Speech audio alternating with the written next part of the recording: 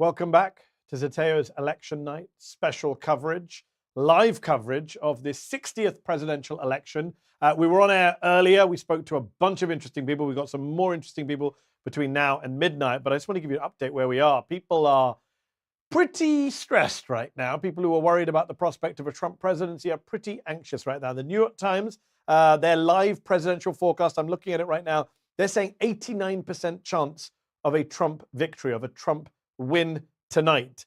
Not looking good for the Democrats, according to the New York Times election modeling. Of course, we still don't know what's going to happen in the key Rust Belt swing states of Michigan, Pennsylvania, and Wisconsin. So let's talk about where we are tonight. If the Democrats are losing, why are they losing? And what a Trump presidency might look like, excuse me. We kick off the second part of our election night stream with a very familiar face to anyone who's been watching Mehdi Unfiltered recently.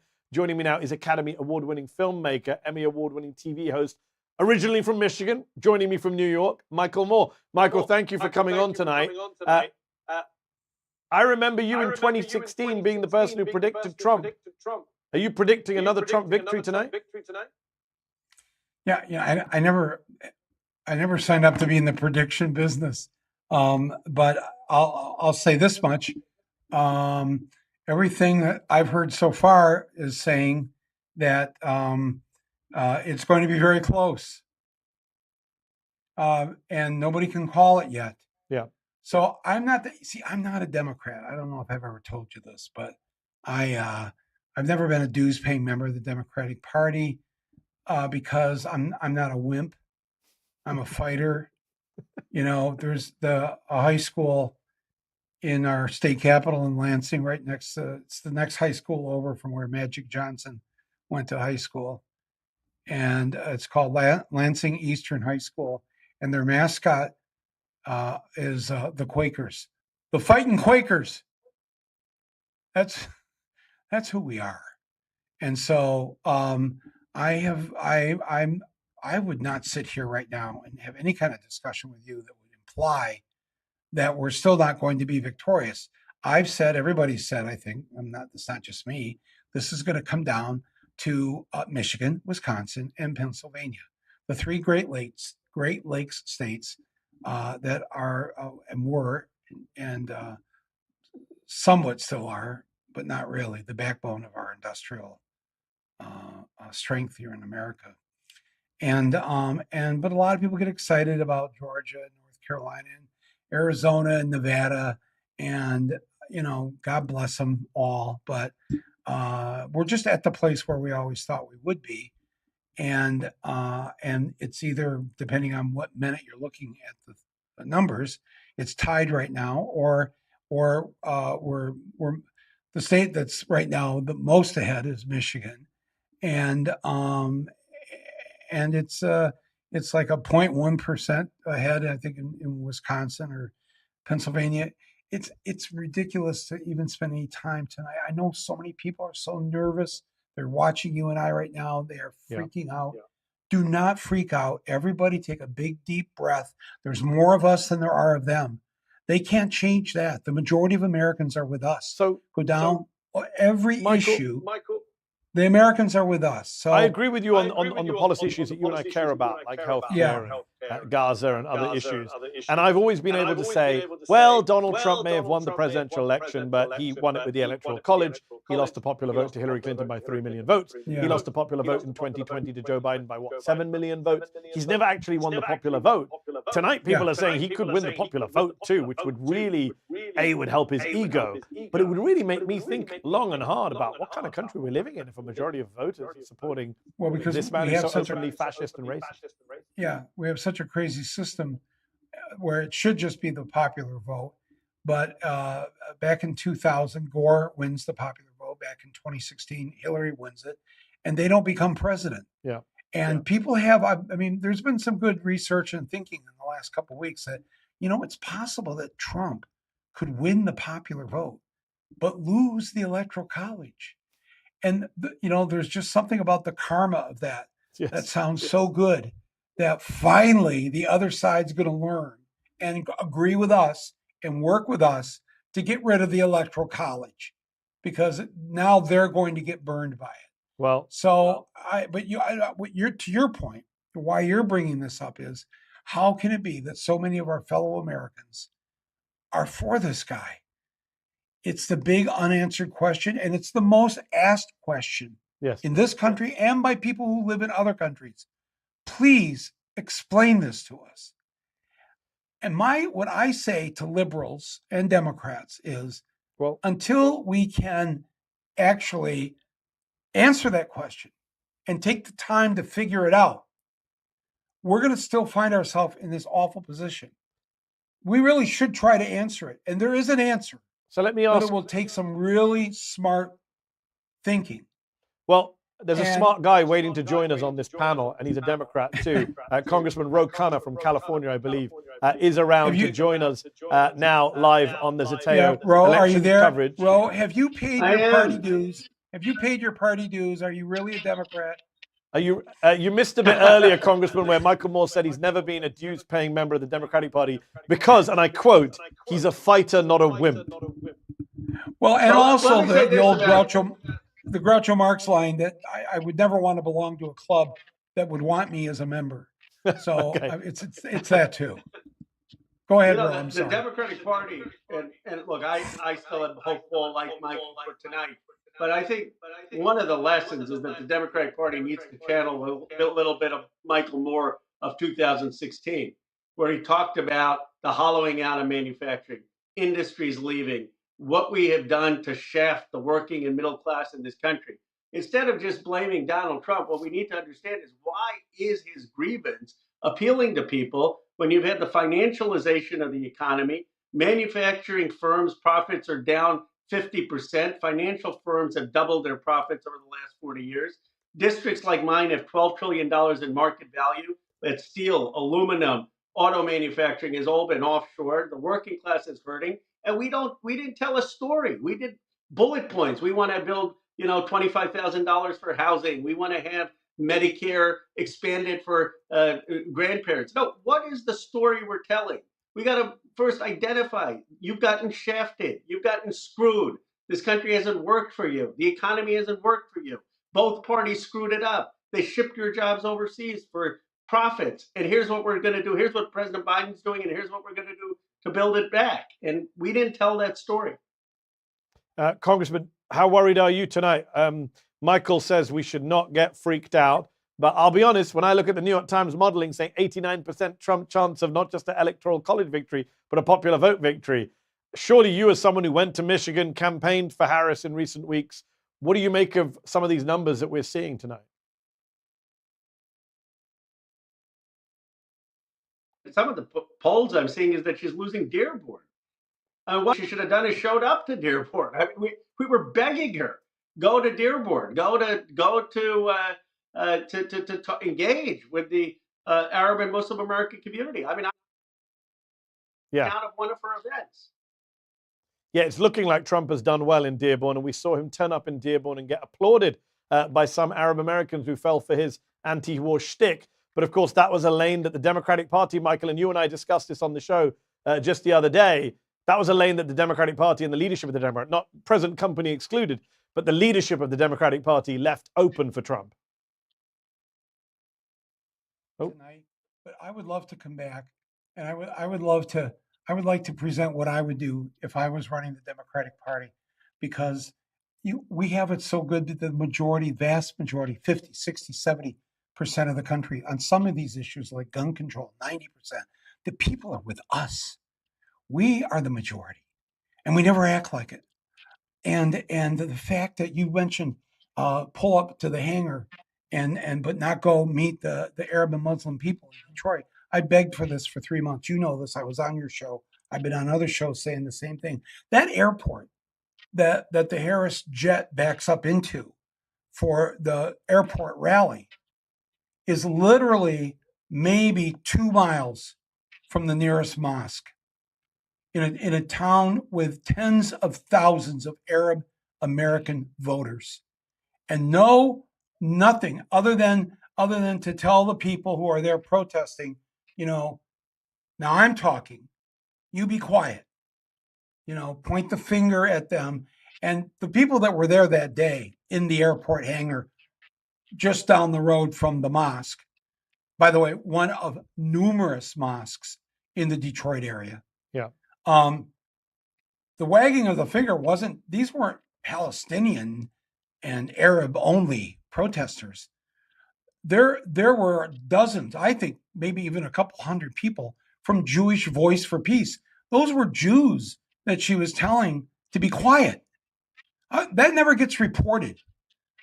We in Michigan, we grew up with a large Jewish community and a large Arab community, and we all not only got along, we fought together for civil rights, for unions, for all the things Roe was just talking about, the things that we need to stand up for the average American. And the average American in the Detroit area, in the Flint area, would look to the local Arab leaders, the local Jewish leaders. I asked the campaign, would you please go back to Dearborn and Detroit and ask two incredible Jewish Detroit leaders who are for peace to stand on the stage with you next to two Arab Muslim leaders for peace and say, we are all in this together. We want the killing to stop. Yeah, I think. And when I'm president, civilians, innocent civilians, are not going to be killed. American public, I think tax dollars. I think she wanted to avoid with your bombs. Michael, I think she wanted to avoid a photo op where she was going to get heckled. I think they were afraid of protest. Roe is right that she should have just gone there and taken it. It's interesting, Congressman, that when we talk about Michigan, we talk about Muslim Arab Americans, but right now she's not got a big lead in Wisconsin or Pennsylvania either. We're still waiting for some vote drops from Philadelphia County. We have a lot more, mail-in ballots, et cetera, to come. Let's not get ahead of ourselves. But clearly she's not winning big numbers in places like Georgia, Arizona. North Carolina has already been called for Trump. You came on my show a few weeks ago and said that she should have taken 3 issues and said, here's how I'll be different to Joe Biden. And yet she did the opposite. She had all this energy and optimism around her in August and July when she comes in. There's a whole, Americans love change. Americans love new stuff. So you have a shiny new candidate. She has all this benefit of the doubt. And then she goes on TV shows and says, no, I wouldn't do anything different to Joe Biden. That kind of killed a lot of her energy, didn't it? The dirty secret of American politics is ideas matter. Substance matters. Why do you and Michael Moore have a platform? It's not because you're just eloquent or you say things well. It's because you have a point of view. You're talking about concrete positions. And I think on the Middle East, I don't think it's just that hurt with Muslim American or Arab Americans. I think people wanted to know, how are we going to change our foreign policy? It's obviously been a disaster for 1 year. You've had 40,000 plus people killed. You have the hostages still not released. You have the war escalating into Lebanon and Gaza. You've got a war escalating into Iran. And what they wanted, I think the vice president to say is, I know it's not working. We're going to have a new approach. When I'm going to be president, here's how we're going to get the killing to stop. Here's how we're going to get the war to stop. That's going to be my first priority, to get the war to stop and get those hostages home. And I just think that because we should not allow Donald Trump, which was total BS, to run as the anti-war candidate.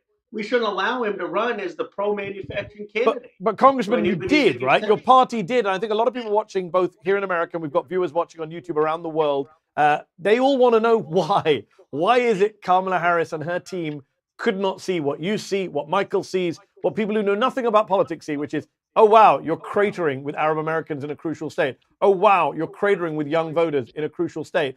Why would she not budge? Is it simplistic to say AIPAC? Is it because of cowardice? Is it because of institutional caution? No. What is it in your view, Congressman? Can I answer this? Let me get a Congressman, and then I'll give you the last word, Michael. Let me give one line, and then I'm going to ask the Mehdi Hassan question.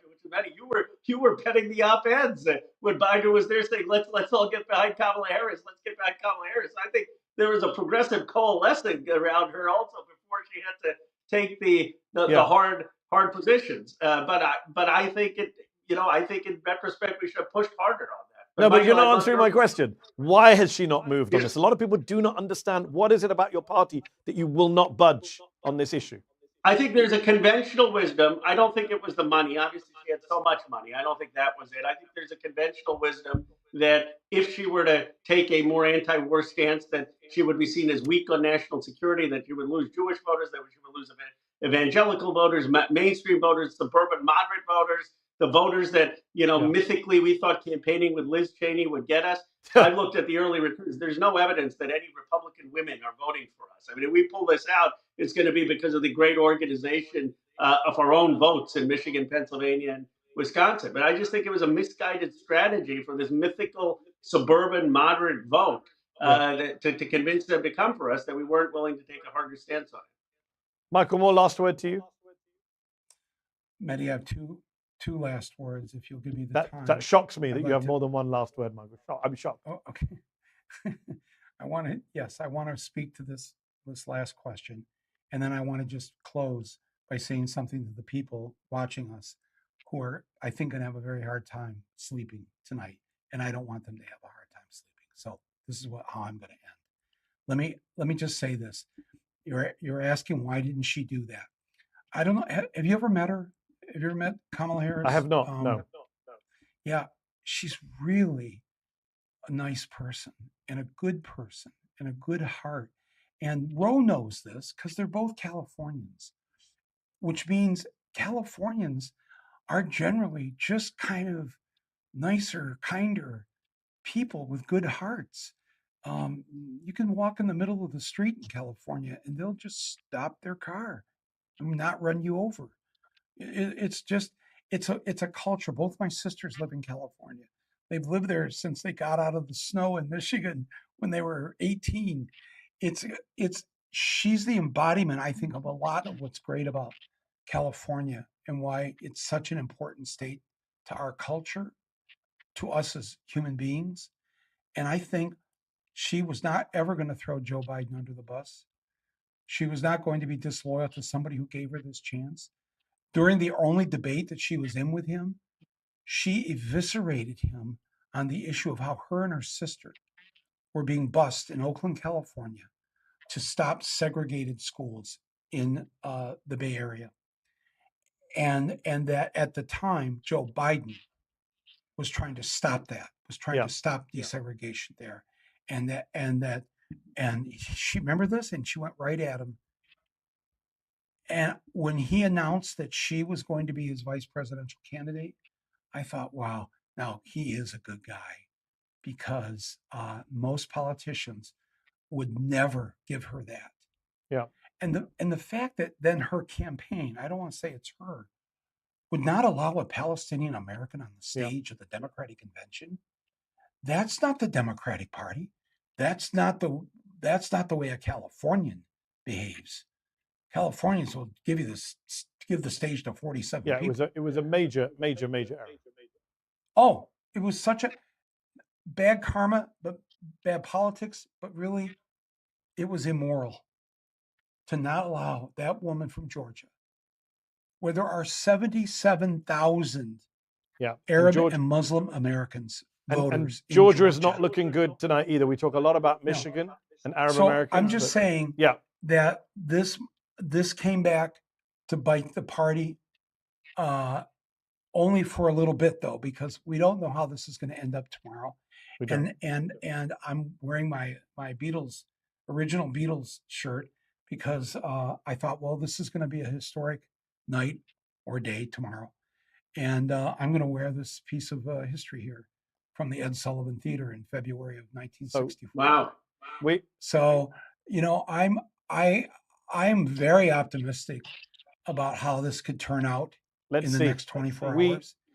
And I want people I'll close with this. Yeah, go on. We've got another guest waiting, Michael. Sorry to cut you off, but go on, finish your point. Michael, finish your point, the optimistic point. No, I know. I'm just trying to get the, here's what I'll just, the year I was born, Irving Berlin, great composer, wrote a song, and he put it in White Christmas, the movie White Christmas. And so I'll just close with this. To those of you who I want you to get a good night's sleep, we have to wake up tomorrow. We have to continue the fight, and we have to have our first woman in the White House. So this is how I'll close, with this song that he wrote. When you're worried and you can't sleep, just count your blessings instead of sheep. and you'll fall asleep counting your blessings. Have a good night, everyone. Thank you, Wow. I Mehdi, for didn't think having I'd me ever on. have This Michael is why Moore I love singing Michael Moore. live California. on the Zeteo election coverage, giving us something to cheer about as the New York Times tells us a fascist presidency is coming. Michael Moore, Congressman Khanna, thank you both for your time on what is, whatever happens, going to be a historic night. We're going to go straight to our next guest who's been waiting to come on. Activist, actor, Zeteo contributor, award winner, Cynthia Nixon joins me live now from New York City.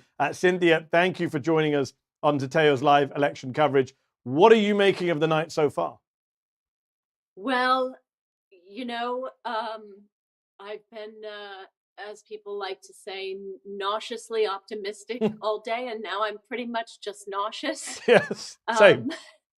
But I really think it's very important. This is not a slam dunk. This is not, women coming out of the woodwork, from nowhere in battalions to usher her into office in a sweep.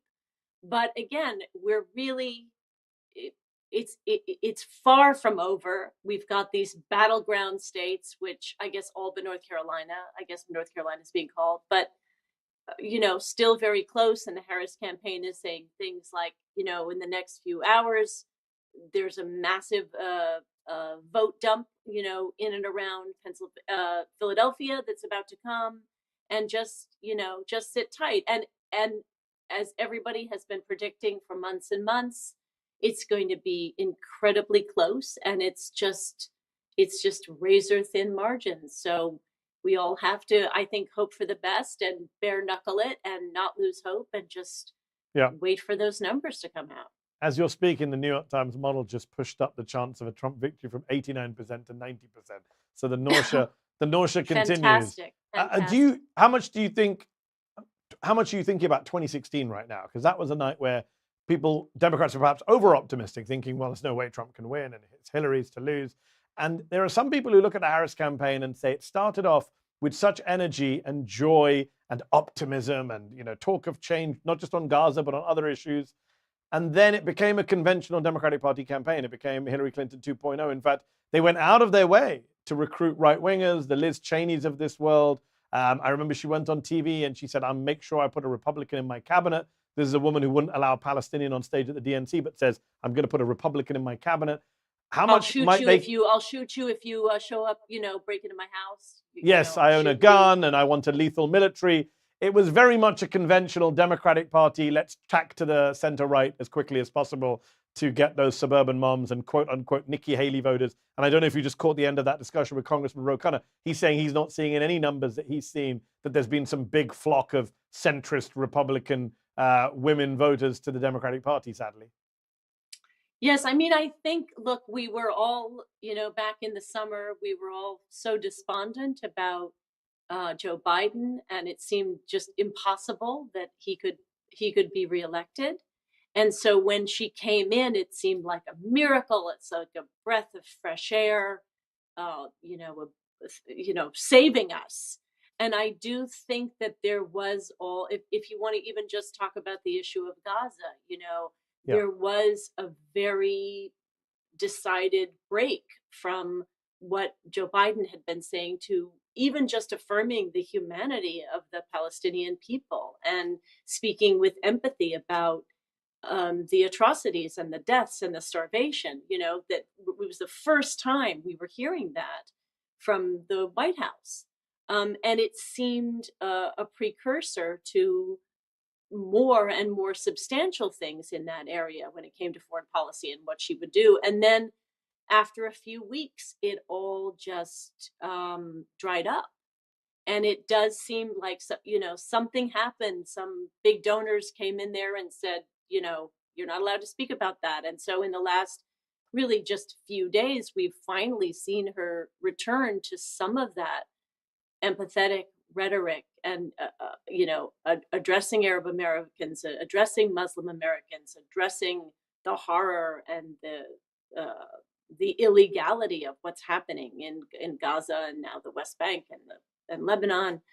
But it's really too little too late. And I think it's very crucial, certainly when you talk about a state like Michigan, but I think it's also emblematic of um, her, whether that's her or her handlers or her donors or whoever it is, sort of corralling her and not letting her actually break with Joe Biden, not her actually say her own opinions, not actually really cut out a figure for herself that let voters see who she was.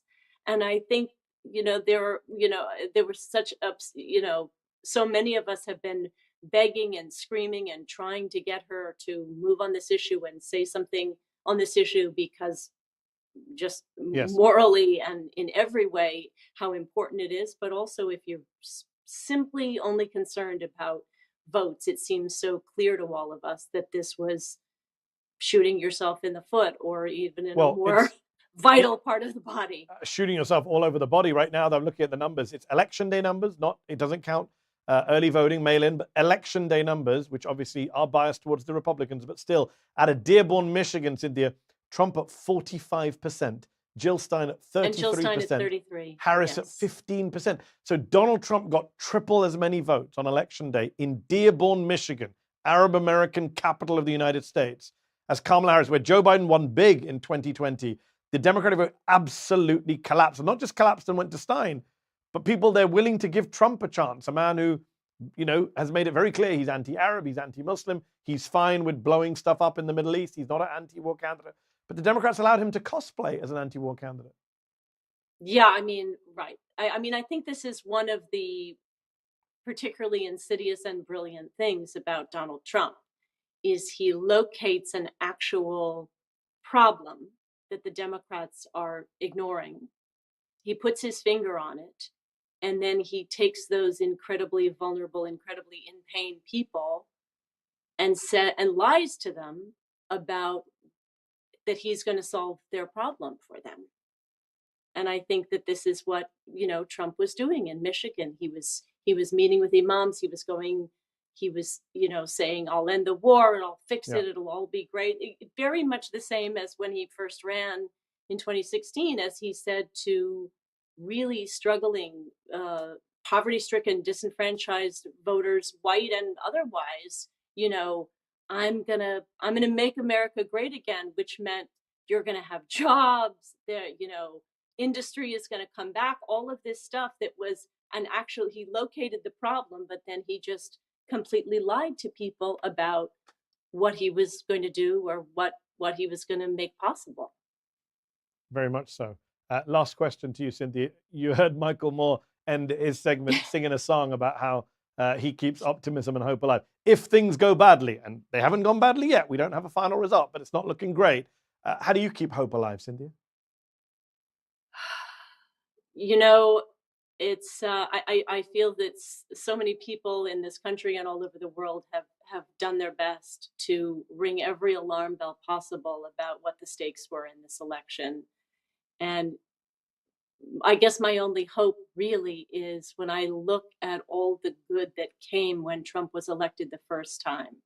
How, when we had a president like Barack Obama, we were like, he's got it. We can sit back and relax. And when we had Trump, we mobilized and we took to the streets, and people, like me, but also more importantly, people who got elected like AOC, ran for office for the first time and actually said that women matter, and that the working class in this country is being ground into dirt and being so susceptible to tyrants and snake oil salesmen like Donald Trump. And we have to, as a Democratic Party or as progressives, we have to offer people who are suffering economically and in every way something real. Otherwise, they're going to fall victim to this fascist ideology wrapped up in a television star billionaire. Wrapped up indeed. Cynthia Nixon, thank you so much for taking time out on a big night. Thank you. Lovely Mehdi. to see you and hear from you as ever. Keep fighting the good fight. Appreciate your time. So that is the end of part 2 of Zeteo's election night live coverage. We all know that good things come in threes, so we will be back again for a third time at 12:30 a.m. Eastern. That is 29 minutes from now, so go take a break, grab a coffee. Don't tear your hair out, as Michael Moore said. Stay optimistic. And we'll be back at 12:30 a.m. Eastern time with author, journalist Wajahat Ali, who's been very confident that the Democrats would win tonight. So it'll be interesting to see if he's still got that confidence, or are some of these predictions and modeling wearing him down. We'll also hear from Zeteo's political correspondent, Prem Taka, who's on the ground in Pennsylvania. So don't go away. Well, go away for now, but come back at 12:30 a.m.